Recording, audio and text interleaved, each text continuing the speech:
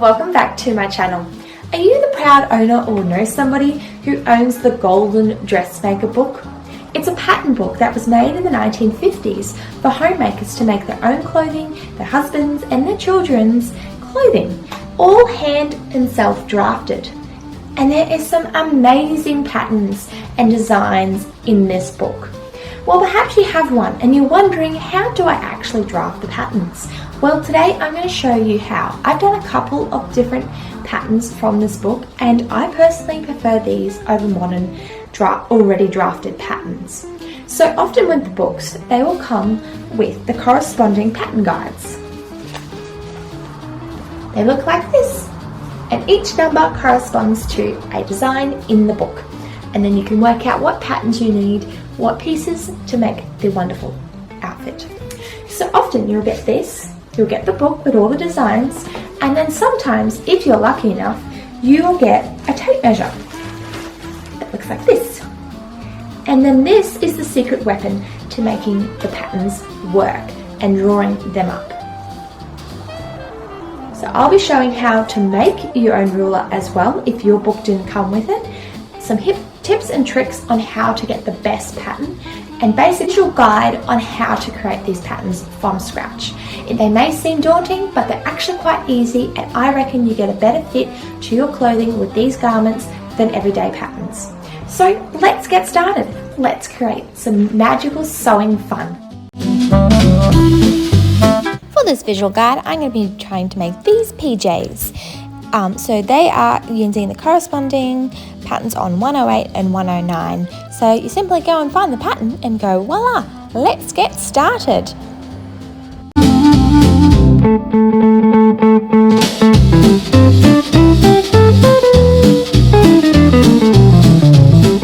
And it's almost like a visual game to work out what piece is what, and it may not suit everyone. If you're very much an instructions step-by-step person, this sort of patterns probably, like type of patterns, aren't probably best for you in working and creating your sewing project. For me, I love it. I love the challenge to work out, okay, is that a pant? Is that the top? Do I have to fold on the line? Those sorts of things. And I find not having instructions make me so better for some reason. I get to go along and trust the process and just see how it goes. Such as these pants that I made in a previous video.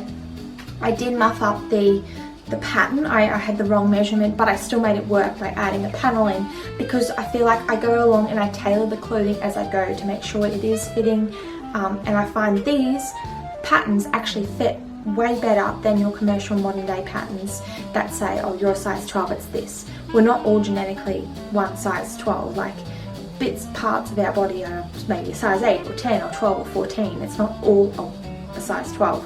So it's kind of good in the way these patterns just shape and fit you, and I really, really like that. Okay, first step is to photocopy the pattern page. Don't ruin the original. I just love to scan them and then I cut the pattern pieces out. The book itself is really, really great and really explanatory of how to make these patterns. So it says, the system is simplicity itself, and I love that. You only need to take two measurements, your bust or your chest measurement, and your hip measurement. So your hip measurements are for your skirts, your trousers, your pants, etc. Don't do what I did and did the waist measurement, and that's why I had to add that panel into those pairs of shorts. I learned from my mistakes. And then obviously the chest measurement are for above the waist, so your sleeves, your collars, your shirts, your tops of your dresses, those sorts of things. So then it'll go into like important areas, things to know. This is the scale ruler I was talking about. A bit closer. And so basically this allows you to work out how to draw out the pattern. So if you can work out your bust measurement is 47, then you go, okay, well I'm going to use number 47 on this ruler. and that is how you rule everything out. Don't worry, I will show you how it's done, but just to give you simple basics of why you need the ruler. And if you don't have one, you can create your own. So I simply did this for a friend who received one of these books but did not have the ruler itself. So I just got a cheap tape measure. I think it was only like $3 from Spotlight, with a nice big inches on it. You can see there. And then I just created the ruler itself from the guide in the book. So I just drew up the measurements and then added all in the different numbers and everything to work it out. And then you can use for scale the inches. That's how you work out the size of it, etc. And that way you can make your own and make these patterns. So let's get drafting. Once you've got your pattern pieces photocopied, you can cut them out, as we need the individual ones to then attach to our drafting paper.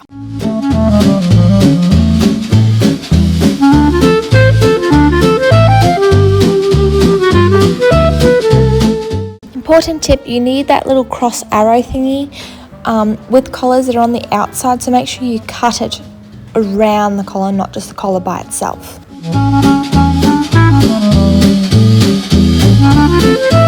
This is cut out. You can start to get some draft paper. You can either use some butcher paper, baking paper, some old wrapping paper even, just to draft up these patterns. And you need enough so that for the length and stuff, because you have to work out how long your longest bit is, so you've got enough paper to go right around to finish the pattern. And as I was saying before, make sure, especially like collars and those sorts of things, tend to have the little grain line and the where to put your measurements from outside of the actual shape. So you need to make sure that you cut that together and make sure it's not on a wonky angle or anything, otherwise it won't work out. So you need to make sure it's all aligned and everything, so you can easily do your measurements. So I've cut mine out. I've got my pajama front, back, and my pant, which will be one leg, so that will be ×2. This one here has a dotted line, so in the book, if you've got the book in the front, it will tell you what the different lines mean. So this one here means a fold. It's a fold there, and that's this one here, sorry. Centre back fold of material, it'll even say it, which is really handy. So that there, so you know that your material will fold there, and that will create your back, so you'll have two like that. And then the front, centre front will be two separate ones, because you'll have buttons as a closure.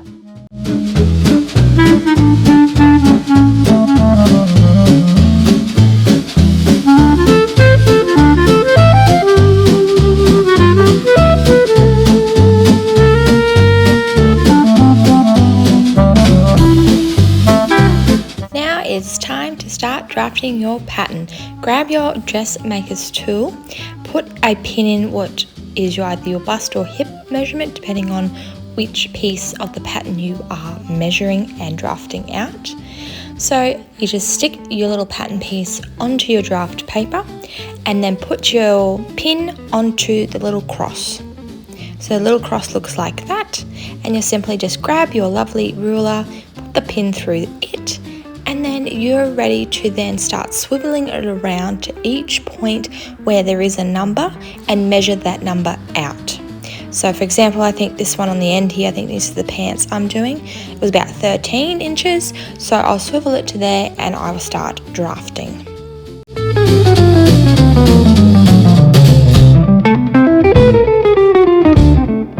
Line it up, find the right point of measurement and put a dot.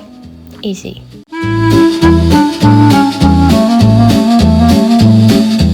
Just go round and round and find every point and mark every point at its right measurement. I tend to go around a couple of times just to make sure that the measurements are correct and I didn't misread the numbers. Basically, it's like one big giant join the dots game. So this book will also have and show you instructions of how to do it. A couple of general tips and tricks is, if your measurement is in the inside of the ruler, make sure to do the adjoining dot on the other side, because you need that side to be able to pull your tape along and identify the number you need to mark your dot at. I like to go round and round a couple of times to make sure I'm happy where my dots are. I then line up the dots, I trace them, use a ruler, join them all together, and then it becomes a jigsaw puzzle from a dot to dot, join the dot game, to a jigsaw puzzle to work out how the garment is constructed.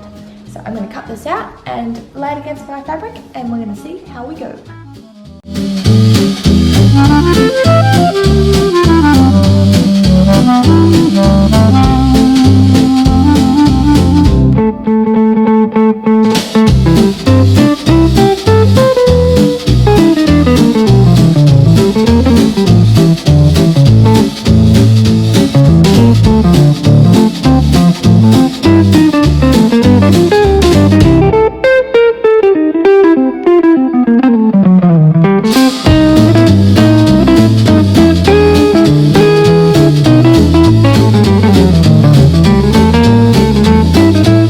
Once you're happy with the way it is fitting, it's time to cut it out on your fabric.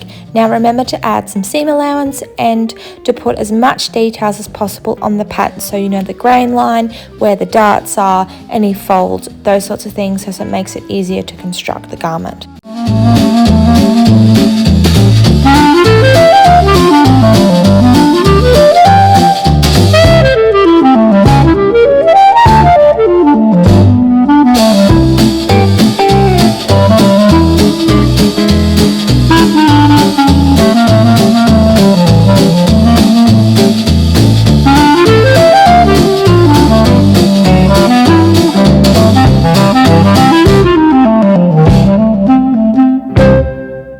After slaving away and sewing your item together, it's now complete to wear and enjoy. These are my PJs. They turned out so cute. I just got to add some buttons once I find some at the thrift store.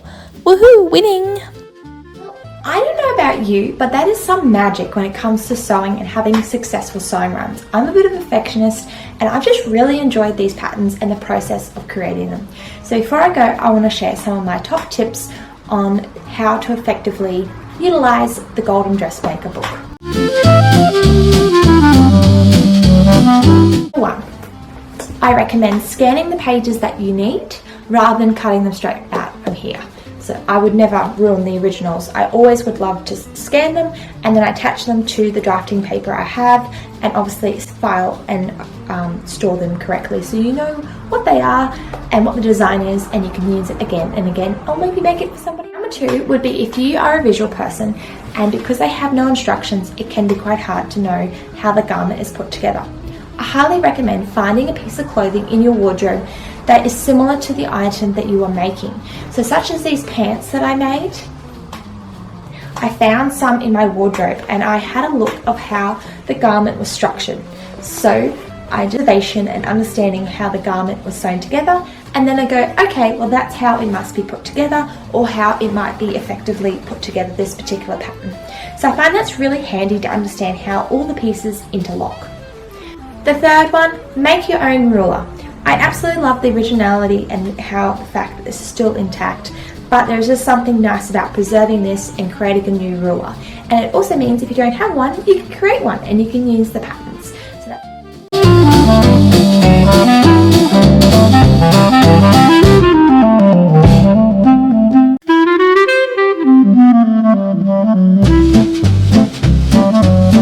Tip 6 is how to do collars. I really struggled working out how these worked. So basically just follow the arrow and know that it never ever goes to the other side of the collar piece. It's all on one side.